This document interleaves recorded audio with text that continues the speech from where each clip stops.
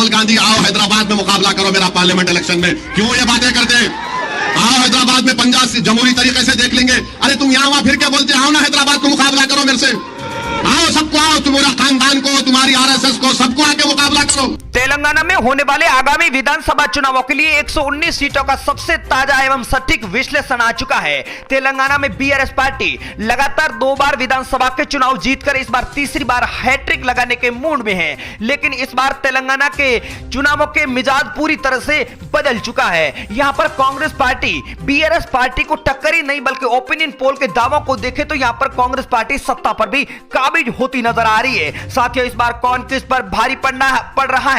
119 सीटों वाले तेलंगाना में सबसे ज्यादा सीटें किस पार्टी को मिलने जाने वाली है? तो आज हम इस वीडियो के माध्यम से 119 सीटों का फाइनल ओपिनियन पोल रखने वाले हैं, तो आप बने रहे वीडियो के आखिर तक। तेलंगाना विधानसभा चुनावों की तारीख जैसे जैसे नजदीक आ रही है वैसे वैसे यहां की चुनावी लड़ाई बेहद ही दिलचस्प होती नजर आ रही है। 4 महीने पहले की बात करें तो चुनावी मुकाबले से कांग्रेस पार्टी सत्ता से दूर नजर आ रही थी, लेकिन अब हालात पूरी तरह से बदल चुके हैं। कांग्रेस पार्टी सत्ता पर विराजमान होने की स्थिति में पहुंच चुकी है। पिछले 2 चुनावों में सत्ता पर काबिज केसीआर पार्टी इस बार हैट्रिक लगाने के लिए पूरा दमखम दिखा रही है, लेकिन कांग्रेस की रैलियों में उमड़ते जन सैलाब ने बीआरएस पार्टी की चुनौती अब और भी बढ़ा दी है। इसकी वजह यह है कि राहुल गांधी से लेकर के प्रियंका गांधी ने तेलंगाना में चुनाव प्रचार की कमान पूरी तरह से संभाल रखी है। तेलंगाना में 30 नवंबर को मतदान होने वाला है। 5 राज्यों में होने वाले विधानसभा के चुनाव में आखिर में सबसे तेलंगाना में विधानसभा के चुनाव होने वाले हैं। 2019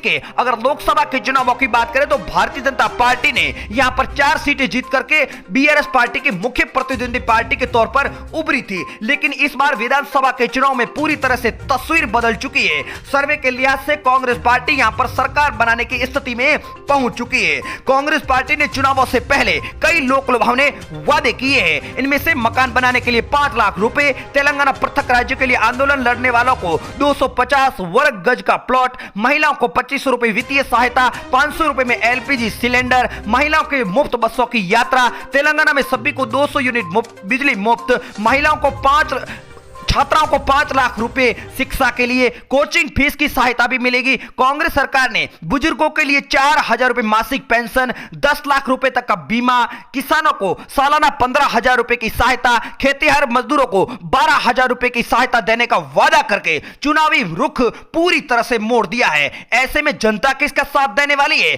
तेलंगाना पृथक राज्य बनने का सपना कांग्रेस के नेतृत्व वाली केंद्र सरकार में ही साकार हुआ था। माना यह जा रहा है कि कांग्रेस के साथ लोगों के बीच सामान्य सहानुभूति है। एक दिलचस्प मोड़ और भी आ चुका है। यहां पर वाईएसआर पार्टी ने इस बार चुनाव लड़ने से साफ इनकार कर दिया और कांग्रेस पार्टी का साथ दे रही है। ऐसे में बीआरएस की चुनौती इस बार और भी बढ़ चुकी है। आइए नजर डालते हैं तेलंगाना की 119 सीटों के ओपिनियन पोल पर, जिस पर कौन किस पर भारी पड़ रहा है। तो आप बने रहे वीडियो के आखिर तक, और पहली बार चैनल पर विजिट किया है तो करेक्ट न्यूज यूट्यूब चैनल को सब्सक्राइब जरूर कर दें, और आप अपनी राय, आप अपना सुझाव हमें कमेंट के माध्यम से जरूर दें, और वीडियो को अपने दोस्तों में शेयर जरूर करें। साथियों, तेलंगाना की शुरुआत यादाद्री भुवनगिरी से करते हैं, जहां पर विधानसभा की 2 सीटें हैं। 2023 के चुनाव में बीआरएस पार्टी को 1 जबकि कांग्रेस पार्टी को 1 विधानसभा की सीट पर जीत दर्ज होती हुई बताई जा रही है। अगला जिला हमारे सामने आ चुका वारंगल अर्बन, जहां पर विधानसभा की 3 सीटें, और सर्वे के नतीजों के हिसाब से बीआरएस पार्टी को 1 जबकि कांग्रेस पार्टी को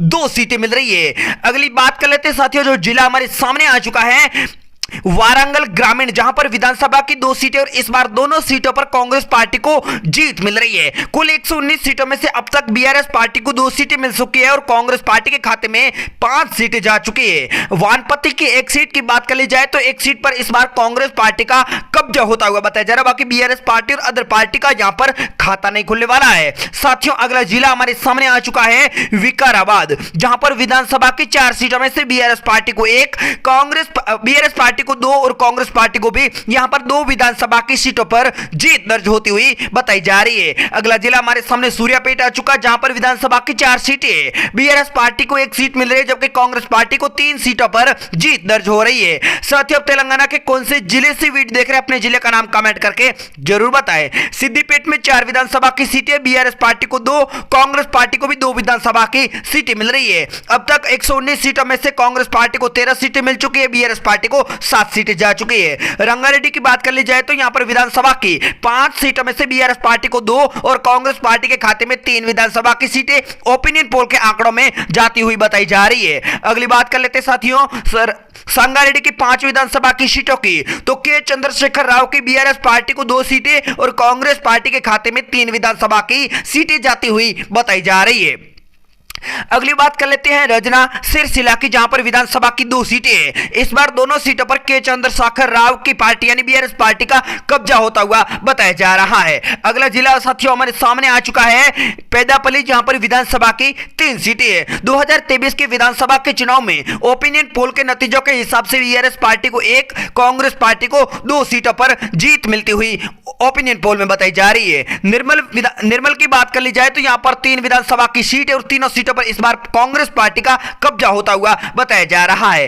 ऐसे में कुल 119 सीटों में से बीआरएस 14, कांग्रेस पार्टी को 27 सीटें जा चुकी है। नलगोंडा की 6 विधानसभा की सीटों में से इस बार बीआरएस पार्टी को 3 जबकि कांग्रेस पार्टी को भी 3 विधानसभा की सीटें जाती हुई बताई जा रही है। ऐसे में बीआरएस का आंकड़ा पहुंचा है 17 सीट, कांग्रेस पार्टी 30 विधानसभा की सीट।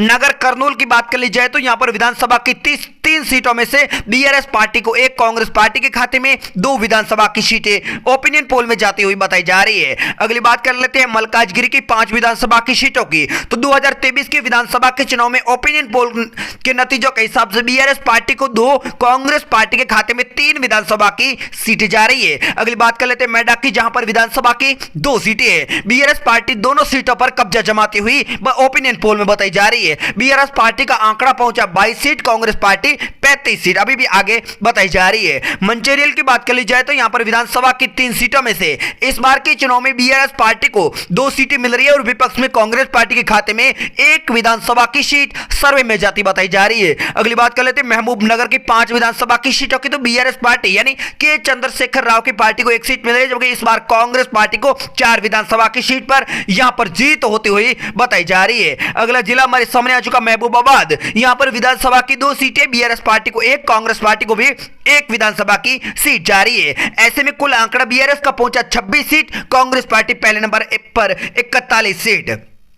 कोमाराम भीम की बात कर ली जाए तो यहां पर विधानसभा की दोनों सीटों पर कांग्रेस पार्टी का जादू चलता बताया जा रहा है और यहां पर के चंद्रशेखर राव की पार्टी का खाता नहीं खुल रहा है। अगली बात कर लेते हैं साथियों खम्मम की 5 विधानसभा की सीटों की, तो यहां पर पहले नंबर पर बीआरएस पार्टी को 3 सीटें भी दी जा रही है और कांग्रेस पार्टी के खाते में 2 विधानसभा की सीटें ओपिनियन पोल में जाती हुई बताई जा रही है। अगला जिला साथियों जो हमारे सामने आया है करीमनगर, यहां पर विधानसभा की 4 सीटों में से बीआरएस पार्टी को 2, कांग्रेस पार्टी को भी 2 विधानसभा की सीटें जा रही है। ऐसे में बीआरएस का आंकड़ा पहुंचा 31 सीट, कांग्रेस पार्टी अभी भी आगे है 47 सीटों पर। अगली बात कर लेते हैं कमारेड्डी की 3 विधानसभा की सीटों की, तो यहां पर इस बार तीनों सीटों पर कांग्रेस पार्टी का जादू चल रहा है, यानी इस बार तेलंगाना में होने वाले विधानसभा के चुनाव में बीआरएस पार्टी को पछाड़कर कांग्रेस पार्टी जीत दर्ज कर सकती है। जोगुलांबा गढ़वाल में भी 2 विधानसभा की सीटें और दोनों सीटों पर कांग्रेस पार्टी का कब्जा हो रहा है, यानी इस बार तेलंगाना में रिवाज बदलने जा रहा है और कांग्रेस पार्टी को जीत दर्ज होती हुई ओपिनियन पोल में बताई जा रही है। अगली बात कर लेते हैं जनगांव की 3 विधानसभा की सीटों की, तो यहां पर भी कांग्रेस पार्टी 2 सीटों पर कब्जा कर रही है, बीआरएस पार्टी को 1 सीट जा रही है। बीआरएस पार्टी का आंकड़ा पहुंचा 32 सीट और कांग्रेस अभी भी आगे है 54 सीट पहुंच चुकी है। अगली बात कर लेते हैं जगतियाल की 3 विधानसभा की सीटों की, तो यहां पर तीनों सीटों पर कांग्रेस पार्टी का जादू चल रहा है। ऐसे में कांग्रेस का आंकड़ा पहुंचा 57 सीट, बीआरएस पार्टी को 32 सीटें मिल चुकी है। अगली बात साथियों कर लेते हैं जयशंकर भूपालपल्ली की 2 विधानसभा की सीटों की, तो यहां पर दोनों पार्टियों में कांटे की टक्कर होती जताई जा रही है, यानी 1 सीट पर के चंद्रशेखर राव की पार्टी का कब्जा हो रहा है, जबकि 1 सीट कांग्रेस पार्टी के खाते में जा रही है।